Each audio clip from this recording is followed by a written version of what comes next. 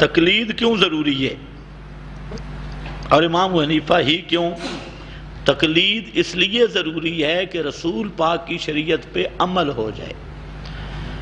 اس کی وجہ یہ ہے کہ احادیث نبی کریم صلی اللہ علیہ وسلم نے کوئی کتاب اپنے ہاتھ سے نہیں لکھی اور صحابہ سے لکھوائی بھی نہیں۔ ہم تک جو احادیث پہنچی ہیں یہ راویوں کے ذریعے سے پہنچی ہیں، اور راوی ایک ایک حدیث میں پانچ اوپر راوی ہے نبی کریم علیہ السلام تک، پھر اوپر ایک راوی ہے، اور آگے وہی حدیث جب دوسرے راویوں کے منہ میں آئی تو وہ اس کو کہتے ہیں روایت بالمعنی، تو الفاظ بدل گئے۔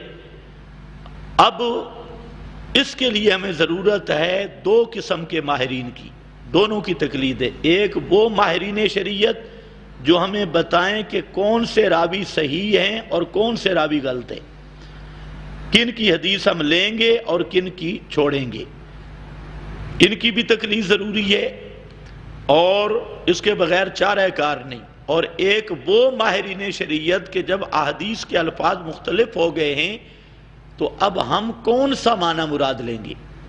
ایک ہی روایت ہے اور اس کے آٹھ آگے الفاظ آٹھ قسم کے اختلاف آ رہے ہیں، تو اب ہم اس کا معنی کون سا لیں گے؟ تو جہاں بھی ہمیں تقلید کی ضرورت ہے، پہلے امر میں محدثین کی تقلید ضروری ہے، اور دوسرے معاملہ میں معنی کے تعین میں فقہا کی تقلید ضروری ہے۔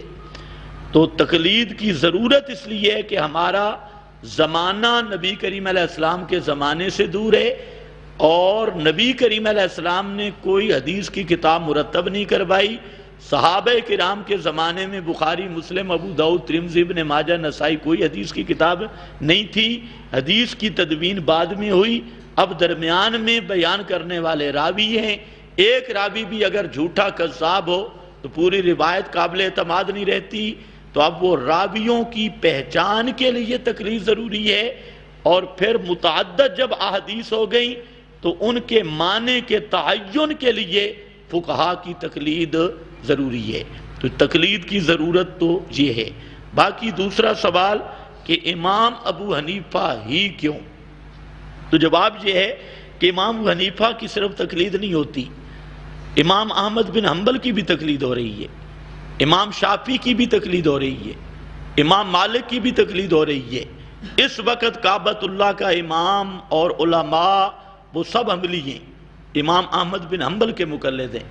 اسی طرح شوافع ہیں شام میں، اور مختلف ممالک میں شوافع بھی ہیں، مالکی بھی ہیں، حنفی بھی ہیں۔ تو یہ سائل کے علم میں نہیں بیچارہ، اس نے صرف دیکھا ہے میرا خیال ہے ادھر پنڈی اسلام آباد، تو کہتا ہے جہاں حنفی کیوں ہیں؟ اب کہاں کسی امام کے ماننے والے ہوں تو یہ تو منشاء الہی ہے، اس میں تو تبدیلی نہیں ہو سکتی۔ یہ تو ایسے ہے کہ یہ سائل مرد پیدا کیوں ہوا، یہ زنانی کیوں نہیں پیدا ہوا؟ تو یہ سوال ہی ایسا ہے۔ باقی رہ گئی، اگر آپ مجھ سے پوچھتے ہیں کہ آپ امام ابو حنیفہ رحمہ اللہ کی تقلید کیوں کرتے ہیں، تو میں دو باتیں کروں گا۔ میں کہتا ہوں کوئی حنبلی ہے، امام احمد کی بات پہ چلتا ہے، بالکل ٹھیک، شافعی، مالکی، بالکل ٹھیک، لیکن ہم ترجیح دیتے ہیں، اس ترجیح کی چند وجوہات ہیں۔ پہلی وجہ یہ ہے کہ امام ابو حنیفہ رحمہ اللہ کے جو اصول ہیں وہ اصول سب سے اعلیٰ ہیں۔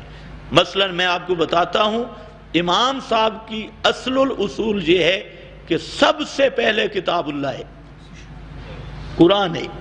قرآن مقدس میں جب مسئلہ حل ہو جائے تو اور طرف جانے کی ضرورت نہیں۔ اسی طرح احادیث کا معاملہ، جہاں حدیثوں روایتوں میں اختلاف آ جائے تو امام صاحب کہتے ہیں جہاں پر بھی فیصلہ قرآن سے کروانا ہے، جو روایت اوفق بالقرآن، قرآن کے زیادہ موافق ہوگی ہم اس کو لے لیں گے۔ اور باقی ائمہ کے اپنے اصول ہیں، تو اصول میں، قواعد و ضوابط میں ہم امام ابو حنیفہ کے قواعد و ضوابط کو جامع سمجھتے ہیں، اس لیے امام ابو حنیفہ کی تقلید کرتے ہیں۔ تو باقی ہم یہ نہیں مجبور کرتے، ہم کہتے ہیں کوئی شافعی کی کرے، لیکن ہم کہتے ہیں یہ پنڈی کا طالب الرحمن اور زبیر علی زئی اور یہ جو چند چبل غیر مقلدین ہیں تو یہ خود جاہل ہیں، ان کی تقلید حرام ہے۔ تقلید ہمیشہ ماہرین شریعت کی ہوتی ہے، اور اناڑیوں اور جاہلوں کی نہیں ہوتی۔ 14ویں صدی کے یہ محقق یہ بالکل اناڑی اور جاہل ہیں، اس لیے ہم ان کی تقلید کے منکر ہیں۔ باقی امام شافعی، احمد، مالک، امام ابو حنیفہ جو امت کے معتبر مجتہدین ہیں ان کی کرو۔ جیسے ہم کہتے ہیں حدیث لینی ہے بخاری، مسلم، ابو داؤد، ترمذی، ابن ماجہ، نسائی سے لو، تو یہ جو پرویزی کہتے ہیں اور کتابوں سے کیوں نہیں لیتے، تو ہم کہتے ہیں اور سے بھی لیتے ہیں، لیکن اصل اصول یہ 6 ہیں، اور سے بھی لیتے ہیں لیکن ان کو پیش ان پہ کرتے ہیں۔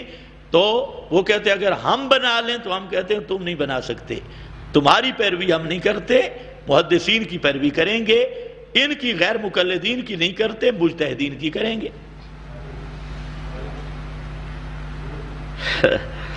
کیا باقی ائمہ غلط ہیں؟ یہی تو غلطی ہے۔ اصول یہ ہے کہ مجتہد کی غلطی بھی عند اللہ اس کو 1 اجر ملتا ہے۔ یہ بخاری کی حدیث ہے کہ جب مجتہد ایک فیصلہ کرے اور اس میں چوک جائے، خطا کر جائے، تب بھی اس کو 1 اجر ملے گا، اور جو غیر ماہر ہے اس کی درستگی بھی قابل حد اور سزا ہے۔ ایک آدمی ماہرین شریعت میں سے نہیں ہے، کتاب و سنت کا ماہر اور اجتہاد شروع کر دے تو اس کی سزا، اگر صحیح بھی مسئلہ کرے تو اس کی سزا ہے۔ اس کی عام طور پہ میں آپ کو مثال دیتا ہوں کہ اگر ماہر ڈاکٹر سے مریض مر جائے تو اس پر کچھ نہیں ہوتا، اور یہ جو خیراتی ڈاکٹر ہیں یہ اگر ٹیکہ لگائے اور مریض مر جائے تو یہ ڈاکٹر بھی مارا جائے گا ساتھ، اس پہ 302 کا پرچہ ہوگا۔ اسی طرح اگر کوئی ماہر ڈرائیور ہے اس سے ایکسیڈنٹ ہو جائے تو وہ بچ جائے گا، لیکن بالکل اناڑی سے ہو گیا تو اب اسی طرح اناڑی ایکسیڈنٹ نہ بھی کرے تو پولیس پکڑ لیتی ہے، وہ کہتے ہیں پہلے لائسنس دکھا کدھر ہے بغیر۔ اسی طرح دین میں جو ماہرین شریعت ہیں ان کی بات معتبر ہے، اگر غلطی بھی کریں تو نبی کریم علیہ السلام فرماتے ہیں ان کو 1 اجر ملے گا، پکڑ نہیں ہوگی، کیونکہ یہ مسائل عملی اور فروعی مسائل ہیں، اعتقادی مسائل نہیں، اور اگر درست نکلے اس کا اجتہاد تو ڈبل اجر ہوگا، لہو اجرین، ڈبل اجر۔ اور جو غیر ماہر شریعت میں اپنا ہوا پرستی کرے گا تو وہ درست بھی نکلا تو اس کو سزا ملے گی۔ اس لیے ہم کہتے ہیں ماہرین شریعت ان کی پیروی کرو جو اجتہادی مسائل ہیں، عملی مسائل ہیں، اور اس کی وجہ یہ ہے کہ روایات مختلف ہیں۔ ہمیں شوق نہیں ہے مجتہدین کی تقلید کا، مجبوری ہے، اور کرتا غیر مقلد بھی ہے، یہ نہیں کہ وہ نہیں کرتا، صرف فرق یہ ہے کہ وہ تقلید کرتا ہے تقلید کو حرام سمجھ کے، ہم جائز سمجھ کے، وہ تقلید کو سارا دن گالیاں بھی نکالتا ہے اور کرتا بھی تقلید ہے، تو فرق صرف اتنا ہے۔ تو ہم کہتے ہیں جائز ہے، قرآن کریم میں یا ایھا الذین آمنوا اطیعوا اللہ و اطیعوا الرسول و اولی الامر منکم۔ اولی الامر کا معنی صحابہ سے لے کر نذیر حسین دہلوی تک، نواب صدیق حسن خان تک، سب نے یہی لیا ہے کہ اس سے مراد اولی العلم، فقہا، اور خود قرآن میں آگے اسی سورہ نساء میں اولی الامر کی وضاحت بھی کر دی ہے کہ الذین یستنبطون، یہ وہ لوگ ہیں جو مجتہدین ہیں، اہل استنباط ہیں۔ تو اللہ نے فرمایا اللہ کی بات مانو، رسول کی بات مانو، اور فقہا کی بات مانو۔ اب یہ قرآن ہے، تو پتہ نہیں میں حیران ہوں، اہل حدیث کہتے ہیں ہمارے 2 اصول ہیں، پہلا قرآن، مانتے قرآن کو بھی نہیں، تو یہ اولی الامر، یہ کہتے ہیں اہل حدیث کے 2 اصول، اطیعوا اللہ و اطیعوا الرسول، تو آگے اولی الامر پہ کون عمل کرے گا؟ البتہ یہ ہے کہ اولی الامر کے ساتھ فعل نہیں ذکر کیا، بتانے کے لیے کہ اولی الامر اور فقہا کی اطاعت اللہ رسول کی اطاعت کے تابع ہو کر ہوگی، اللہ رسول کے مقابل نہیں ہوگی۔ ہم بھی یہی کہتے ہیں کہ ماہرین شریعت کی اتباع شریعت پر عمل کرنے کی غرض سے یہ بالکل صحیح ہے، لیکن کسی امام کی بات کتاب و سنت کے مد مقابل ماننا یہ نرا کفر اور نری گمراہی ہے۔